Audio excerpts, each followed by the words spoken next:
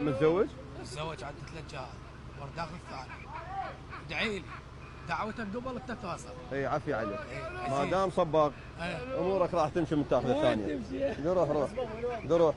هسه تدعي عايش الاربعة واخذ الثانية. استاذ محمد اسال شياب؟ اي احسن لك. اي مو انت على اساس عمرك 18 سنة. تعال استاذ محمد شوف الشاب. يا الله تحياتي لك. شكرا لك يا عزيزنا الله يحفظك. اي حبيبي ابو الشباب تفضل. شلونك؟ الخير. شو تقول الحمد اسال لله. الشياب؟ اسال الشياب اكثر يعني مو من عمرهم. الشياب؟ لا طبعا جيد. انا رياضي. رياضي. اي شنو تلعب؟ كمال اجسام. لعبه بناء الاجسام متفوق بناء بها. الاجسام الحقيقي طبعا التسعينات طبعا. والالفينات مو بناء الاجسام هسه بالابره والبروتينات. اكيد نعم صحيح.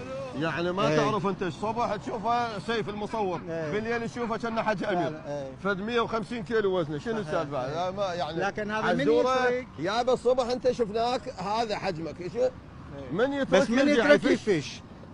بينما اللي عضلي الجسم العضلي قبل اللي هو مثلا على البروتين على التمر على الحليب على الفيتامينات اللي هي خلينا نقول البرتقال والموز يعني الشغلات الصحيحه والهذا. قد شنو تاكل يوميا؟